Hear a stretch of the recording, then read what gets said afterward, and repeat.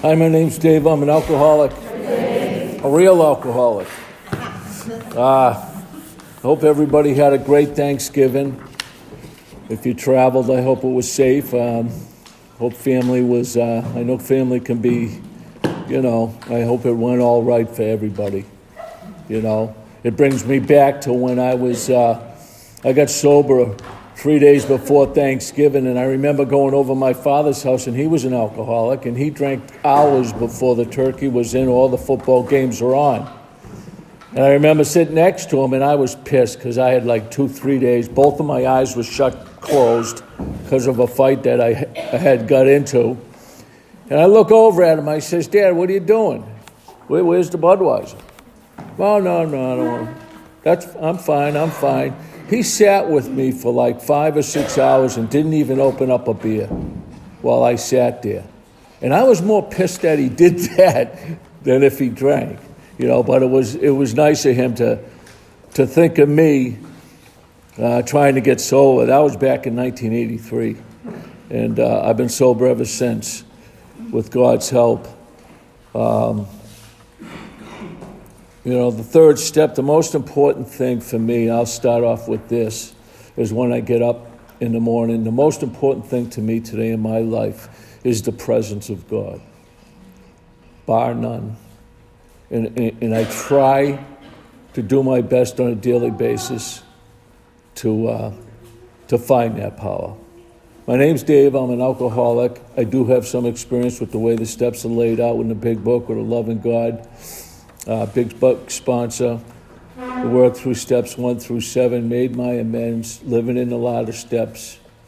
And this is the greatest gift I've received is the big book step study. AA was a great gift for me too. And it taught me to be sober, taught me how to be sober. But it wasn't until I found Big Book Step Study sponsored does really have we seen a person feel who has thoroughly followed our path. Those who feel won't recover, won't give themselves to this program, usually people that are dishonest. So with me, there's a big difference between being 35 years sober and how many years I've been in recovery. Big difference. And the difference why my recovery is different than my sobriety is one reason only. I was not honest with myself. Hardest thing to do, still working on it today, every day, to be totally honest with myself. And I am not. Doesn't matter how much time you have, I am not totally honest with myself. And it has caused me a lot of trouble in sobriety. And so I keep that upmost first. Even if I'm exaggerating or saying something, I got to think about that. Is that the truth? No. My father did it great, the way he did. I always wanted to be like him, do everything he did, But it's a lie. You're lying. It's not the truth. There's no easier and softer way. We know by now. We've hit our heads up against the wall many times that we know that there's no easier, softer. We can't go around. You got to do it the way the book says.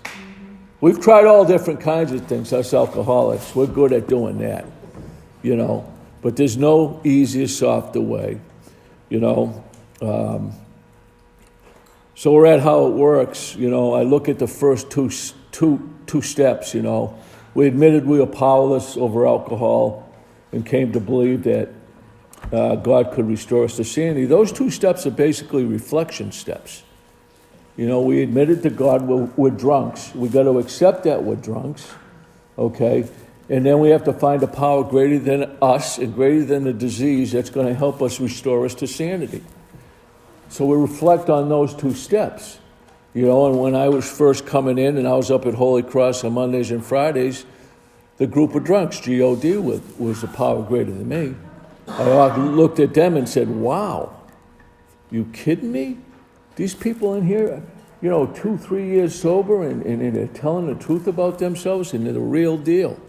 I didn't have the relationship with God, but through continuously coming to AA meetings and continually to put my books under my bed, my shoes under my bed, I was able to kneel down and say a prayer and ask for him to remove the obsession for a drink. And then all of a sudden one day, I didn't feel like drinking for the whole day. Couldn't believe it. Miracle. Never happened to me before. Tried not to drink. But this day, I said my prayer, and little by slow, I guess God started to infiltrate my life. And I didn't even know it, but he was doing things for me that I couldn't possibly do for myself. I got sober at 25. When I started getting sober, I didn't know how to live. I didn't know how to get a house. I didn't know how to, cook. I didn't know how to do anything. I was like 25, but I was really mentally about 14. So I needed a lot of help in the beginning. Made a decision. So we make a decision in the third step, which is an action step. This is an action step. We make a decision. Okay, we make a decision to turn our will, which is our thoughts, and our lives, which is our feelings. So we turn our thoughts and our feelings over to the care of God. Because we're not thinking right. Us alcoholics don't think right. If you go in the fourth step, or maybe next week, it'll say, before we even start the day, we ask God to direct our thinking, divorcing it from self-pity, dishonest, self-seeking ways. So before we even get out of bed, God's asking us, please, for your own good, You're going to be all screwed up in about 5 minutes, and your mind's going to go, come on, before you start, think about the day, but turn it to me. Let me direct your thinking, And as time goes on, especially when I came into the Big Book Step Study, and did the steps out of the Big Book, I never even knew the steps were in the Big Book. I was 20-something years sober. I never even knew they were in here. I'd go to Friendly House on Saturday, Big Book meetings, and we read chapters, but I never knew the steps were in this book. So for me, finding that sponsor and going through these steps, which we'll talk about next week, I found the capacity with a loving God that I know holds me in the palm of his hands and loves me no matter what. And believe me, I fight with him all the time. He's with me, and I get a shot at this thing. I get a way up and out of this stuff. It's not only the thought and desire for a drink, because that's been removed from me for a lot of years. We've all gone through a lot of stuff, but I've never found it necessary to pick up a drunk during any of the times that I've had, that I've wanted to, or that the thought of a drink comes back, because we're drunks, we're alkies. The thought of a drink, it will come back, So I got God to remove that for me. And I got friends in AA, calling friends on the phone, doing all those right things, I thought this, the third step, when they write it and they put the 12 steps in there, isn't that a little overwhelming? Like, we're on the third step and they're listing all 12 of them here. By the time, you just finished step 2, and now you're looking at continue to take personal inventory and when we were on promptly admitted it, I always thought that to be overwhelming for me. I'm going back to when I first started, and I finally had gotten the first 2 steps, and now I was wondering if it's God or the group of drunks, or is it my sponsor who's a higher power, or whatever it may be, that these steps put in here were overwhelming. My only opinion, and believe me, the book is written perfect for us alcoholics. Dr. Bob and Bill W., just amazing gift, the way they laid this thing out. And I've read this book 1,000 times, and each time I read it, something new gets put in there that I didn't see before, and I don't know where it came from. But that's God working and revealing more to us as we go along in our sobriety. He reveals more to us. Sort of like we can handle it now. He doesn't want to give it to us when we're all out of it, but okay, here's a little bit, you can handle that now, and it's in a thing. And as God, as we understand him in the third step, we'll understand him better when we sought through prayer and meditation to improve our conscious contact with God as we understand him in the 11th step. What we understand him in the third step and the way we understand him in the 11th step, you'll see, will be two different things on how God's working in your life. There's no question about it. I like in here, I got to refer to the book now. Before I didn't have to never refer to the book, but now I'm getting old and the glasses and everything like this. But the three pertinent ideas in step 3, that we were alcoholic and could not manage ourselves, that probably no human being could help us recover from alcoholism, and that if God could and would, if he was sought. If he was sought. He could, it says. Could and would if he was sought. And right below it says we decided to turn our will and life over to the care of God as we understand him. And usually in the third step, you do a formal third step with somebody else, or you do one with, another sponsor or whatever, and you might read the third step prayer, which is a super prayer and a prayer that I read every day. Offer myself to God every day, So by doing a formal third step with somebody and holding hands and having a candle or whatever, and being with another guy or whatever it is a powerful thing, because I think that's the first time you start to feel a little juice.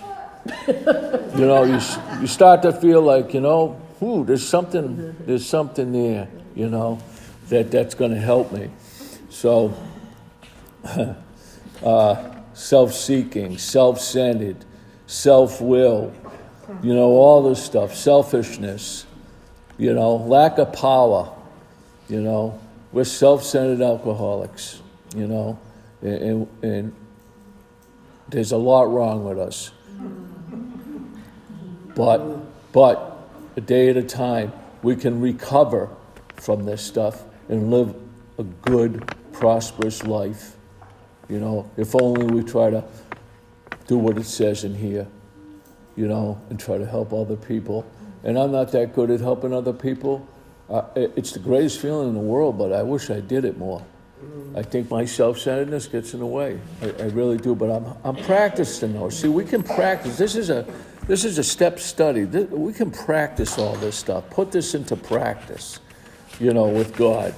And I love when it says, this is the how and why of it. First, we had to quit playing God because that didn't work. God is our director. He's our father. He's our principal. We're his children. That's powerful. We're his children. He's our father. Most good things happen. And a long, long time ago in sobriety, maybe 4 years, 3 years sober, I connected with that. It's almost like I give up. He's taking care of me. He's the director. Why do I keep fighting this? Because I started to believe everything in this book by this time, because things were happening, and it was true. Third step prayer. I try to do the third step prayer and the 7th step prayer on a daily basis. 2 beautiful prayers. Just a good way to start your morning, with those 2 prayers. So the third step is a step which we take every day. Try to work at least 1, 2, 3 during our day, and trying to get the best possible relationship we can get with God. That's a tough thing, because sometimes we feel like God isn't anywhere, and he didn't leave us. For some reason, we have left him, because, living on our own self-will, sometimes we like to play God, and I've done that for a lot of years, and believe me, that does not work. Playing God, and plus it's exhausting. It really is. It really is, to just close your eyes and say, God, just take all of me, good and bad, and just let it go and feel that, he's got me today. I think the script's already written, and I think the best possible relationship we can have with a God of our understanding, we're going to be better people in life, and we're going to live a good, healthy, happy life.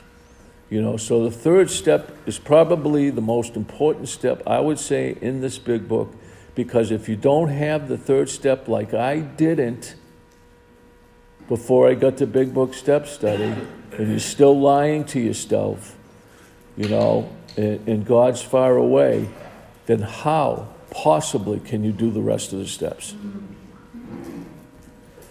You cannot do the rest of the steps until you have a solid third step, I found. I tried doing it, screw the third step, I'm in charge, we'll write 4 through. But I didn't feel God when I was writing, when I was like that. But when I had God in charge and I wrote my 4th step in this Big Book Step Study, as soon as I put pen to paper, I felt God. I knew God. Things that came out on that paper I didn't think of. God was working in my life. And every day I see that, because there's miracles everywhere. And God works in subtle ways. And he gives you little nuggets on a daily basis, And if you look hard enough, you can find some of those. And you just kind of, he's a funny guy, And so, 10:30, what time? That's good for me. We got a lot of people here, so glad everyone had a good Thanksgiving. I'm grateful that you asked me to share today. I'm always grateful to be asked to share, and thank you.